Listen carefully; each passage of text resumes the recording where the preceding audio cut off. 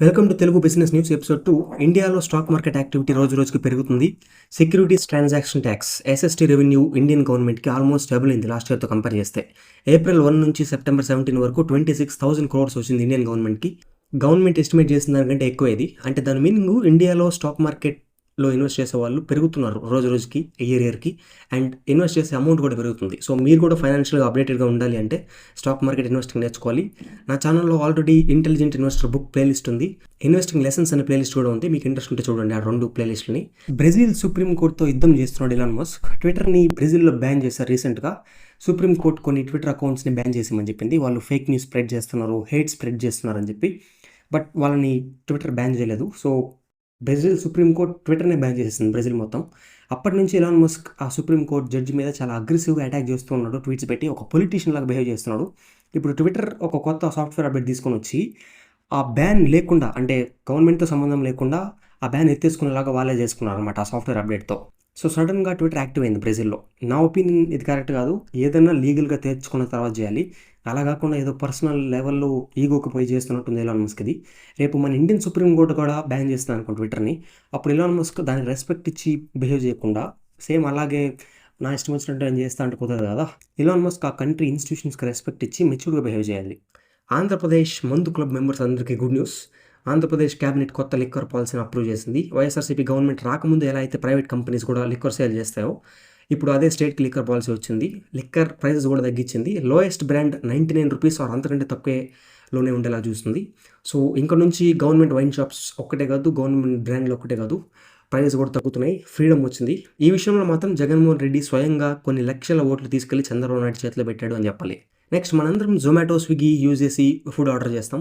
దీనికి సంబంధించిన interesting data ఒకటి వచ్చింది. మెట్రో సిటీస్ ఏవైతే ఉంటాయో ఇండియాలో, ఢిల్లీ, ముంబై, చెన్నై, హైదరాబాద్, బెంగళూరు ఇలాంటి సిటీస్లో ఒక ఫ్యామిలీ సంవత్సరానికి 12,000 ఎక్స్ట్రా ఖర్చు పెడుతుంది ఫుడ్ డెలివరీ యాప్స్ వల్ల అని రిపోర్ట్ వచ్చింది. అంటే ఈ సిటీస్లో మీ ఫ్యామిలీ ఉంటే మీ ఫ్యామిలీ అంటే యావరేజ్ చేసి ఒక ఫ్యామిలీ 12,000 ఎక్స్ట్రా ఖర్చు అవుతుంది ఒక ఫ్యామిలీకి పర్ యానం. మేవరిక్స్ ఇండియా అనే ఒక మార్కెటింగ్ ఏజెన్సీ వాళ్ళు ఇచ్చిన రిపోర్ట్ ఇది. నెక్స్ట్ మారుతి సుజుకి వాళ్ళు 2025లో ఒక ఎలక్ట్రిక్ వెహికల్ని కార్ని తీసుకురాబోతున్నారు.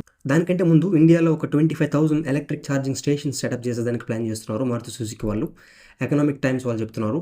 ఇండియాలో మనం ఇంకా ఎలక్ట్రిక్ ఛార్జింగ్ ఇన్ఫ్రాస్ట్రక్చర్ చూడలేదు, ఫ్యూచర్లో చూడబోతున్నాం అది కూడా. నెక్స్ట్ ఐటీ కంపెనీస్లో శాలరీ హైక్ గురించి చూద్దాం. టీసీఎస్, ఇన్ఫోసిస్, హెచ్సిఎల్, విప్రో ఇలాంటి కంపెనీస్లో next year 5.5 to 8% salary hike ఉండొచ్చు అని చెప్తున్నారు ఎక్స్పర్ట్స్. టాప్ పర్ఫార్మర్స్కి 12% నుంచి 18% ఉండొచ్చు అని చెప్తున్నారు. Next US federal reserve interest rates తగ్గించింది. ఇది స్టాక్ మార్కెట్స్కి, బిజినెస్ గ్రోత్కి ఒక పాజిటివ్ సైన్ వరల్డ్ మొత్తం.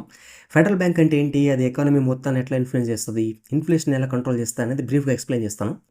మనం బ్యాంక్స్ దగ్గర లోన్ తీసుకుంటాం. బ్యాంక్స్ మనందరికీ లోన్లు ఇస్తాయి. కంపెనీలకి, బిజినెస్ మ్యాన్లకి, ఇన్వెస్టర్కి, వీళ్ళందరికీ బ్యాంక్స్ లోన్లు ఇస్తాయి. బట్ బ్యాంక్స్కి డబ్బులు కావాలంటే ఆ కంట్రీలో ఉండే సెంట్రల్ బ్యాంక్స్ దగ్గర లోన్ తీసుకుంటాయి. మన ఇండియాలో సెంట్రల్ బ్యాంక్ ఆర్బీఐ, యూఎస్లో central bank federal reserve. So banks central banks దగ్గర లోన్ తీసుకుంటాయి. లోన్ తీసుకున్నప్పుడు వడ్డీ కట్టాలి ఆ బ్యాంక్స్ కూడా సెంట్రల్ బ్యాంక్కి. ఇప్పుడు న్యూస్ ఏం చెప్పాను, ఫెడరల్ రేట్స్ ఇంట్రెస్ట్ రేట్స్ తగ్గించింది. ఇంట్రెస్ట్ రేట్స్ తగ్గిస్తే ఏమవుద్ది అంటే బ్యాంక్స్ కొంచెం ఎక్కువ అప్పు తీసుకుంటాయి సెంట్రల్ బ్యాంక్ దగ్గర, అండ్ బ్యాంక్స్ కూడా తక్కువ ఇంట్రెస్ట్కే లోన్లు ఇస్తాయి. అప్పుడు అందరు బిజినెస్ మ్యాన్లు ఎక్కువ లోన్ తీసుకొని ఈ బిజినెస్లో పెడతారు.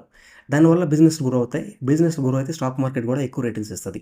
బట్ మీకు ఒక కంపెనీ ఉందనుకోండి, మీరు కూడా ఈ ఆపర్చునిటీ యూజ్ చేసుకొని ఎక్కువ లోన్ తీసుకుంటారు.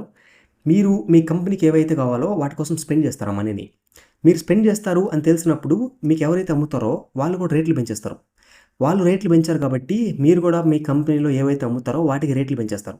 అలాగా ప్రైజెస్ పెరిగిపోతాయి. దాన్ని ఇన్ఫ్లేషన్ అంటారు.